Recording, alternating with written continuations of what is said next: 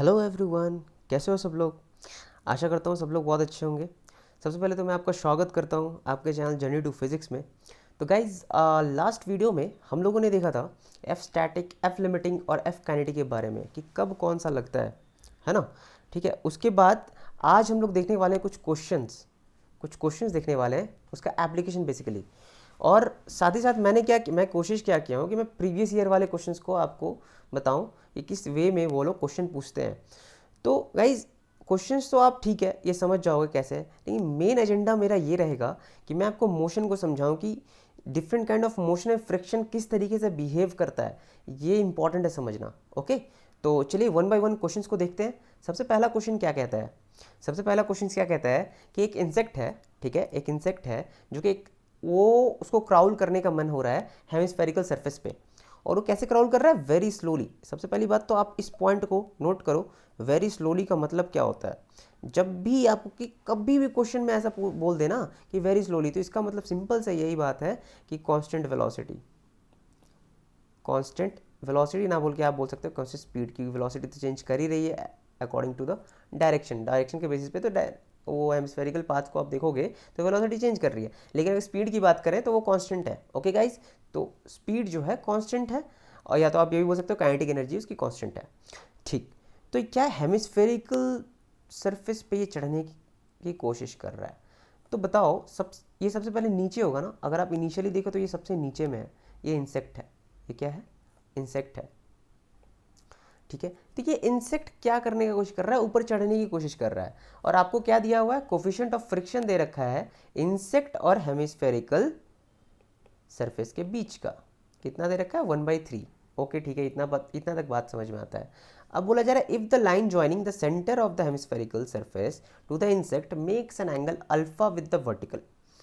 ठीक है, मतलब बोला जा रहा है ये कोई एंगल अल्फा बना रहा होगा वर्टिकल से। ठीक है, ये कोई एंगल बना रहा होगा अल्फा वर्टिकल से।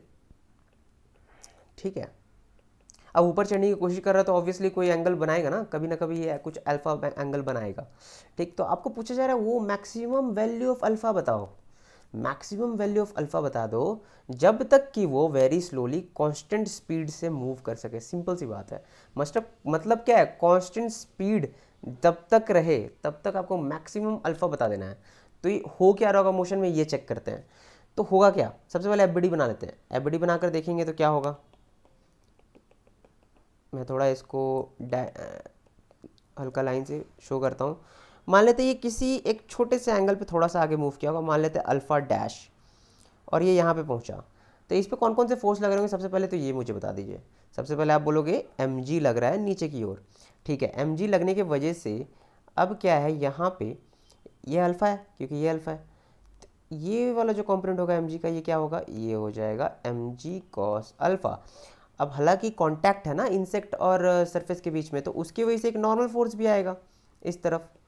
ठीक है, और टेंजेंशियली क्या होगा? ये वाला कंपोनेंट भी आएगा कुछ mg का यहाँ पे, उसको हम लोग बोल देंगे mg साइन अल्फा। ओके, तो गाइस यहाँ पे ध्यान से देखो, जो परपेंडिकुलर टू द टेंजेंट है, परपेंडिकुलर टू द टेंजेंट कौन सा फोर्स है? एफ एक्सटर्नल क्या है गाइज यहाँ पे एम जी साइन अल्फा है, साइन अल्फा है। ओके, एंड सॉरी यार, अलोंग द टेंजेंट, परपेंडिकुलर नहीं, अलोंग द टेंजेंट, यहाँ पे along the tangent, along the tangent क्या है? F external m g sine alpha. And perpendicular to the tangent क्या है? परपेंडिकुलर टू द टेंजेंट अगर बात करें तो क्या है? नेट फोर्स क्या होना चाहिए? जीरो, क्योंकि उसके उस तरफ तो परपेंडिकुलर टू द सरफेस अगर आप देखोगे तो वहाँ मोशन तो हो नहीं रहा है, तो एफ एक्सटर्नल जीरो होना चाहिए। तो उस हिसाब से नॉर्मल जो हो रहा होगा वो किसके बराबर आ रहा होगा? एम जी कॉस अल्फा के बराबर। चलो ये बात भी समझ में आता है। अब एक बात बताओ, अगर F external m g sine alpha downward है तो क्या होगा? ये चीटी अगर ऊपर चढ़ना चाहेगा या इंसेक्ट ऊपर चढ़ना चाहेगा तो एम जी साइन अल्फा क्या करेगा? उसको नीचे करना चाहेगा। तो ऑब्वियस ही बात है इनके बीच, और चीटी किस, अब चीटी के पास ऐसा क्या है जिसके वजह से कि वो ऊपर चढ़ पाएगा? तो सिंपल सी बात है, अगर आप देखोगे ध्यान से, अगर मैं ऐसा चीटी बनाऊं और ये सरफेस बनाऊं, ठीक है, चीटी बनाया सरफेस बनाया, तो क्या होगा? एम जी साइन अल्फा इधर है, इधर लग रहा है। तो एम जी साइन अल्फा क्या करेगा, चीटी को अपने पीछे की तरफ ले जाना चाहेगा, लेकिन ये सरफेस क्या बोलेगा कि नहीं चीटी आप मेरे साथ साथ चलना है आपको, तो मैं क्या करूँगा आपके ऊपर एक फ्रिक्शन लगाऊंगा ऊपर की तरफ। तो सरफेस किस तरफ फ्रिक्शन लगा देगा, ऊपर की तरफ, और चीटी सरफेस पे किस तरफ फ्रिक्शन लगा देगा, नीचे की तरफ। ओके गाइज, ये फ्रिक्शन का डायरेक्शन मैंने तो पिछले वीडियो में पिछले वीडियो में ही टाइप 1 में आपको बताया है। तो चलो ठीक है, अब डिपेंड करता है ये friction m g sine alpha को रोक पाएगा कि नहीं। ठीक है, तो मैं बोलूँगा अल्फा 1 में क्या किया, फ्रिक्शन रोक दिया, कितना लग के, यहाँ पे मैं आपको बता रहा हूँ फ्रिक्शन कैसे लग रहा है, क्या क्या लग रहा है। अल्फा 1 के टाइम पे आप बोलोगे कितना लग रहा है, एम जी साइन अल्फा 1 लग रहा होगा, तो यहाँ पे एफ स्टैटिक लग गया, एफ एस लग गया, कितने के बराबर, एम जी साइन अल्फा 1 के बराबर। फिर क्या किया आपने, अल्फा 1 से अल्फा 2 इंक्रीज किया, तो इसके बाद भी क्या हुआ, एम जी साइन अल्फा 2 हुआ, और इसको भी एफ एस जो है रोक दिया एम जी साइन अल्फा 2 तक। लेकिन ऐसा एक स्टेट आया कि एम जी अल्फा बढ़ाते बढ़ाते क्या हुआ, एम जी साइन अल्फा बढ़ता गया, लेकिन फ्रिक्शन भी क्या किया, अपना पूरा दम लगाया, static friction m g sine alpha के बराबर आते, लेकिन कितना बढ़ सकता है, एफ एस मैक्स की एक लिमिट है ना, जिसको हम बोलते हैं एफ लिमिटिंग। उसकी वैल्यू क्या होती है गाइस, म्यू इंटू एन, और यहाँ पे म्यू इंटू एन कितना है, mu m g cos alpha, मतलब किसी अल्फा पे ये एफ एस जो है अपनी मैक्सिमम लिमिट को अचीव कर लेगा। अब इस अल्फा के बाद क्या होगा, ये फ्रिक्शन बढ़ नहीं सकता फर्दर, लेकिन एम जी साइन अल्फा तो बढ़ जाएगा ना, further this alpha friction could not increase, but mg sin alpha can increase. Therefore mg sin alpha tries to slide the insect downward. मतलब क्या होगा इस फर्दर, अगर आप इस अल्फा के बाद बढ़ाओगे एंगल, तो क्या होगा, इंसेक्ट क्या है ऊपर स्लोली, मतलब सेम स्पीड से नहीं जा पाएगा, वो नीचे स्लाइड करने की टेंडेंसी में आ जाएगा, क्योंकि नेट एफ एक्सटर्नल नीचे की ओर हो जाएगी, है ना। तो इसलिए आपको यही अल्फा बताना है कि मैक्सिमम कितने अल्फा तक वो पहुंच पाएगा कि उसकी स्पीड जो है कांस्टेंट रहेगी। ओके गाइस, तो एक बात बताओ, कांस्टेंट स्पीड का मतलब क्या है, नेट फोर्स 0 होना चाहिए। तो आप क्या करो, सिंपली नेट फोर्स को 0 कर दो, तो नेट फोर्स इस डायरेक्शन में टेंजेंशियली नेट फोर्स क्या हो जाएगा, इस तरफ क्या लग रहा है चीटी पे, इस तरफ लग रहा है एम जी साइन अल्फा, किसी एंगल अल्फा पे, और इधर क्या लग रहा है गाइस, एफ एल लग रहा है, कितना लग रहा है, mu m g cos alpha. तो सिंपली आप क्या करो, mu m g cos alpha is equals to m g sine alpha, equal कर दोगे, तो बताओ एम जी यहाँ से कैंसिल हो जाएगा, तो यहाँ से आपका आ जाएगा कॉट अल्फा इक्वल टू 1/म्यू। अच्छा, म्यू की वैल्यू कितनी दे रखी है, म्यू की वैल्यू दे रखी है 1/3, तो आप इसको ऐसे लिखोगे तो फाइनल आप इसको लिख सकते हो 3, मतलब cot alpha is equals to क्या आ जाएगा 3। ओके गाइज, तो कौन सा आंसर हो जाएगा आपका आंसर हो जाएगा फर्स्ट वन। ठीक है, आई होप आपको ये क्वेश्चन समझ में आया होगा। ठीक है, चलो ठीक है, अगला वाला क्वेश्चन देखते हैं। अगला वाला क्वेश्चन क्या कह रहा है, तो अगला वाला क्वेश्चन कह रहा है, block of mass 1.1 kg is held against a wall applying a horizontal force. मतलब एक वॉल है, वॉल कैसा है, ऐसा है वॉल। ठीक है, अब इस वॉल पे एक ब्लॉक को रखा गया। ठीक है, अच्छा एक बात बताओ, सिंपल अगर ऐसे रखोगे तो क्या करेगा, ये नीचे आ जाएगा, इसके पास mg है ना, ये नीचे आना चाहेगा, तो इसको इस पे रखने के लिए क्या करना होगा, अब यहाँ पे फ्रिक्शन तो एक्ट नहीं कर सकता, अभी क्या है, शुरुआत में अगर देखो सिर्फ mg एक्ट कर रहा है, तो इसमें फ्रिक्शन एक्ट कर रहा होगा, नहीं एक्ट कर रहा होगा। जब तक नॉर्मल एक्टिवेट नहीं होगा तब तक फ्रिक्शन एक्टिवेट नहीं ना करेगा। और नॉर्मल एक्टिवेट कब होता है, जब कोई एक्सटर्नल फोर्स इस डायरेक्शन में एक्ट कर रहा हो, है ना। तो क्या होगा, बदले में इधर से कुछ नॉर्मल एक्ट करेगा इस पर। अब जैसे ही नॉर्मल एक्ट किया, तो ये सरफेस जो है, ये सरफेस आप बोल लो 1, ये सरफेस आप बोल दो 2, तो 2 को 1 कैसा दिखेगा, नीचे जाता हुआ, तो 2 1 पे बोलेगा कि नहीं, आपको मैं नीचे जाने नहीं दे सकता, आप मैं फ्रिक्शन ऊपर के डायरेक्शन में लगाऊंगा, तो ये ऊपर के डायरेक्शन में फ्रिक्शन लगाएगा। और जो ब्लॉक है वो सरफेस पे कोई इस डायरेक्शन में फ्रिक्शन लगाएगा। ओके गाइज, तो ये थी सारे फोर्सेस जो हम लोगों ने दिखाए हैं इस पे। अब एक बात बताओ, अब ये फ्रिक्शन किस पे डिपेंड कर रहा है? It depends on normal, and normal depends on external force F। तो आपको क्या करना है, यही F को बताना है, ठीक है, मतलब बेसिकली मैग्नीट्यूड ऑफ फ्रिक्शन बताना है कि अगर कितना लगेगा, कि हॉरिजॉन्टल फोर्स जब 5 न्यूटन लग रहा होगा तो मैग्नीट्यूड ऑफ फ्रिक्शन फोर्स आपको बता देना है। सिंपली ये क्वेश्चन है, एक बार पढ़ लेते हैं क्वेश्चन को, ठीक है। A block of mass 0.1 kg, ठीक है, ये 0.1 kg है, ठीक है, is held against a wall applying a horizontal force. Horizontal force कितना है गाइज यहाँ पे? 5 न्यूटन है, okay, on the block. If the coefficient of the friction between the block and the wall is 0.5, मतलब new आपको दे रखा है 0.5, magnitude of the frictional force acting on the block. ये फ्रिक्शन कितना एक्ट कर रहा होगा उस वक्त कि वो नीचे मूव ना कर सके, आपको वो बताना है। तो गाइज क्या करोगे आप? सबसे पहले तो एक बात बताओ, नॉर्मल कितना है? नॉर्मल है F के बराबर, उसको हम बोल देंगे 5 न्यूटन, ठीक है, क्योंकि F कितना है? 5 न्यूटन है। अब बताओ मैक्सिमम लिमिटिंग फ्रिक्शन कितनी है अवेलेबल आपके पास? मैक्सिमम लिमिटिंग फ्रिक्शन है म्यू इंटू एन, जिसको हम लोग बोलेंगे 0.5 इंटू नॉर्मल क्या है यहाँ पे? 5। तो आप बोलोगे 2.5 न्यूटन मेरे पास अवेलेबल फ्रिक्शन है। This is the friction which is available, okay. अगर इससे, अगर F रिक्वायर्ड जो है, F रिक्वायर्ड अगर F अवेलेबल से कम रहेगा तो यहाँ पे फ्रिक्शन कौन सा लग रहा होगा? इस स्टैटिक फ्रिक्शन लगेगा, फ्रिक्शन विल बी Fs, ठीक है। चलो, और Fs किसके बराबर होता है? सिंपली एक्सटर्नल फोर्स के बराबर। यहाँ पे एक्सटर्नल फोर्स कौन सा है? This will behave as the external force here, okay. चलो ठीक है, एक्सटर्नल फोर्स कितनी है वो निकाल लेते हैं। F एक्सटर्नल यहाँ पे कितनी है गाइज? यहाँ पे 0.1 इंटू 9.8, तो आप बोलोगे यहाँ पे है 0.98 न्यूटन, 0.98 न्यूटन मेरा F एक्सटर्नल है। अच्छा, F एक्सटर्नल मतलब यहाँ पे फ्रिक्शन जो रिक्वायर्ड है वो कितना है? 0.98। अच्छा, F रिक्वायर्ड और F ये जो है 0.98, ये 2.5 से क्या है? कम है ना। तो मैं बोलूँगा यहाँ पे F required is less than F available or F limiting. Therefore, here static friction acting, okay, which is equals to F is equals to what? F external, which is equals to 0.98 Newton. समझ में आया आपको कैसे करना है?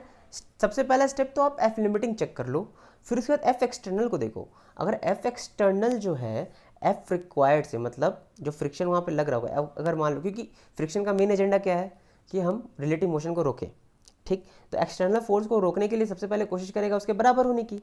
अगर मान लो जो F रिक्वायर्ड है उसी को F रिक्वायर्ड बोलते हैं, और F लिमिटिंग जो है F अवेलेबल है, तो F रिक्वायर्ड अगर F अवेलेबल से कम है तो ऑब्वियस ही बात है F लिमिटिंग लगने की ज़रूरत नहीं है, बस F एक्सटर्नल के बराबर वो फ्रिक्शन लग जाएगा, है ना, और अपना काम बन जाएगा। लेकिन अगर मान लो किसी केस में ऐसा होता कि F लिमिटिंग जो तुम्हारा F एक्सटर्नल है वो F लिमिटिंग से ज़्यादा है, तो वहाँ पे आप तो मोशन रोक नहीं सकते, ठीक है, तो F लिमिटिंग के बराबर वहाँ फ्रिक्शन लग रहा होगा। ओके गाइस, आई होप आपको ये क्वेश्चन पसंद आया होगा, ठीक है, और समझ में भी आया होगा। तो ये कौन सा ऑप्शन हो जाएगा इसमें? आंसर हो जाएगा 0.98। ओके गाइस, चलो ये क्लियर हो गया, ठीक है। ऐसा मत कर देना कि आप ये लिख देना 2.5 न्यूटन, नो, पहले चेक करो कितना ज़रूरत है, ओके, कितना अवेलेबल है और कितना ज़रूरत है, ये दोनों चीज़ को माइंड में ध्यान रखना है। कौन सा ज़्यादा है कौन सा कम है, ये फिर कंपेयर करो, उसके हिसाब से सिचुएशन के हिसाब से लगा दो। ये सारी चीज़ें तो मैं पिछले वीडियो में फ्रिक्शन टाइप 2 में अच्छे से समझाया हूँ, तो गाइज आप उसको एक बार रेफर कर लोगे तो आई थिंक आपको मोर अच्छे से क्लियर हो जाएगा, और ये सब क्वेश्चन तो कुछ भी नहीं लगेंगे फिर। ओके गाइज, चलो अगर मैं थर्ड वाला क्वेश्चन देखूँ, थर्ड वाला क्वेश्चन क्या कह रहा है गाइज? थर्ड वाला क्वेश्चन कह रहा है a block of mass 10 kg is kept on a rough inclined plane. Okay, inclined plane पे रखा हुआ है, रफ है। A force of 3 newton is applied on the block, ठीक है, अप्लाई किया गया 3 newton force. The coefficient of static friction between the plane and the block is this. What should be the minimum value of force F such that the block does not move downward. ठीक है, okay मतलब बोला जा रहा है कि force जो F ऊपर की तरफ लग रहा है उसकी मिनिमम वैल्यू क्या होनी चाहिए कि वो नीचे मूव ना करे। तो कैसे निकालेंगे गाइस? सबसे पहले तो आप इसका डायग्राम, थोड़ा सा रफ डायग्राम बना लो। मैं बना देता हूँ। ये क्या है? ये 45 डिग्री है और ये क्या है? ये है 10 kg। ठीक, अब बोल रहा है a force of 3 newton is applied, मतलब एक 3 न्यूटन इस तरफ लगा रहे हैं। और एक बात बताओ, 10 kg का अगर मैं बोलूँ कि इस पर कौन कौन से और फोर्स लग रहे हैं, तो आप बोलोगे mg, जो कि आप बोल दोगे, मान लेते हैं यहाँ पे, अभी मैं m को यहाँ पे 10 से रिप्रेजेंट कर रहा हूँ, तो मैं बोलूँगा mg। ठीक है, और इस डायरेक्शन में और क्या इसका एक कंपोनेंट आएगा mg। साइन 45 क्या होता है गाइस? ये होता है 1/√2। और इसके परपेंडिकुलर जो कंपोनेंट होगा mg cos 45 कितना हो जाएगा? mg/√2, है ना। और ये नॉर्मल लग रहा होगा इस तरफ। ओके, अभी मैं फोर्स को नहीं दिखा रहा हूँ। तो बताओ, एक बात बताओ मुझे, ये क्या है? ये नीचे की तरफ डाउनवर्ड, इंक्लाइन दी डाउनवर्ड, क्या है? नेट एफ एक्सटर्नल है। तो ये क्या कोशिश करेगा? ब्लॉक को नीचे लाने की। तो अब फ्रिक्शन मान लो ऊपर की तरफ इसका लग रहा होगा, ज़रूर लग रहा होगा ऊपर की तरफ, क्योंकि सरफेस चाहेगा कि ये ब्लॉक मेरे साथ ही रहे, है ना। तो फ्रिक्शन इस पर पीछे के डायरेक्शन लग रहा होगा।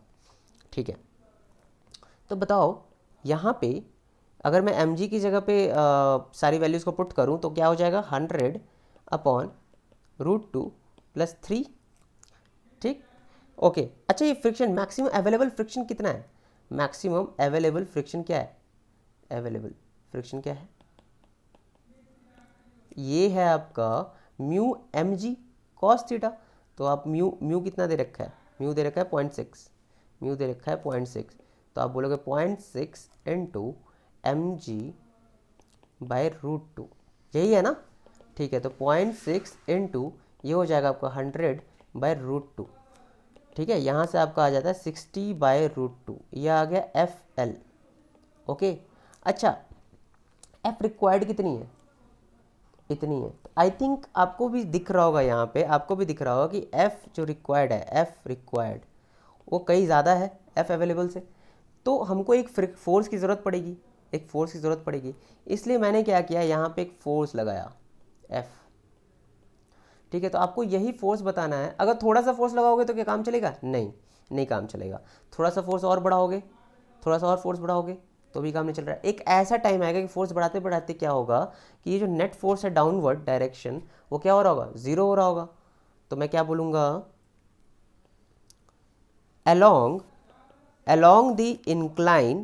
along the incline plane f external is equals to 0। ठीक है, क्योंकि अब उस टाइम पे क्या है, इसको मूव नहीं करने देना है, तो f एक्सटर्नल 0 होगा तभी तो मैक्सिमम वर्च पे होगा, अपना फ्रिक्शन अपनी मैक्सिमम लिमिट में लगा रहा होगा। ठीक है, तो आप बताओ कौन कौन से फोर्सेस नीचे के डायरेक्शन में? आप बोलोगे mg/√2 + 3, mg/√2 + 3। ठीक है, और ऊपर की तरफ क्या है? Friction plus F। ठीक है, और कौन सा फ्रिक्शन? लिमिटिंग फ्रिक्शन लग रहा होगा। mg/√2 + 3 is equal to, limiting friction कितना हो गया? बताओ लिमिटिंग फ्रिक्शन कितना है गाइस? लिमिटिंग फ्रिक्शन है, एक सेकंड रुको, ये mg/√2, ठीक है ये सही है, और यहाँ पे ये छूट रहा है ना। हाँ, लिमिटिंग फ्रिक्शन कितना है? 60/√2 + F, है ना। अच्छा, mg की जगह पे मैं वैल्यू अगर पुट कर दूँ तो मैं बोलूँगा 100/√2 + 3 = 60/√2 = F। तो यहाँ पे मैं थोड़ा सा और सॉल्व कर लूँ तो ये हो जाएगा 40/√2 + 3 = F। ठीक है, तो यहाँ से F क्या आ रहा है गाइस? यहाँ से अगर आप देखोगे तो F क्या आ रहा है? यहाँ से आ रहा होगा, आप बोल सकते हो 2 × 20/√2 + 3। तो यहाँ से आप √2 कैंसिल करोगे तो ये √2 आ जाएगा। तो 20√2 + 3, ये समथिंग आप अगर कैलकुलेट करोगे 13 पॉइंट समथिंग आ रहा होगा। ठीक है, तो ये लमसम अगर आप देखोगे, तो ये 32 न्यूटन के आसपास आएगा। ओके गाइस, तो देखो यहाँ पे ऑप्शन में है भी। ठीक है, अगर आप चेक करोगे कैलकुलेटर से तो आपको समझ में आ जाएगा। ठीक है, कैलकुलेटर के बगैर भी आप देखोगे तो थोड़ा सा आपको समझ में आएगा कि ये 31 पॉइंट समथिंग के आसपास आ रहा है, 32 जो है हमारा आंसर है। ओके, तो आई होप आपको ये समझ में आया होगा कि फ्रिक्शन की डायरेक्शन को कैसे लेना है ना, और मोशन को कैसे समझना है। मोशन को पहले फ्रिक्शन के बगैर देखो, फिर इसका देखो फ्रिक्शन के पास क्या उतनी पोटेंशियल है कि रिलेटिव मोशन को रोक सके, उसके अकॉर्डिंगली आपको क्वेश्चन में आगे बढ़ना है। ठीक है गाइस, आई होप आपको ये क्वेश्चंस पसंद आए होंगे एंड आपको कॉन्सेप्ट्स क्लियर हो रहे होंगे।